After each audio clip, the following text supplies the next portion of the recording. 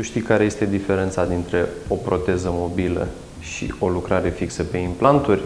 Proteza mobilă nu are niciun suport fix pe care să stea, ea stă doar prin sucțiune, ca o ventuză, și pacienții nu pot mânca cu o proteză de genul acesta. Alternativa protezelor dentare mobile este lucrarea fixă pe implanturi.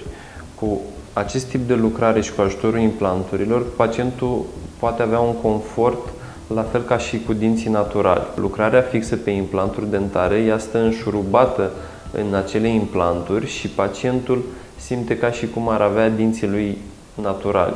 Implantul dentar este un șurub din titan care are suprafața prelucrată în așa fel încât după inserarea lui în os, osul să se lipească efectiv de implant și acesta să devină integrat în masa osoasă, iar ulterior putem pune diverse piese înșurubate în implant pentru a obține dintele final.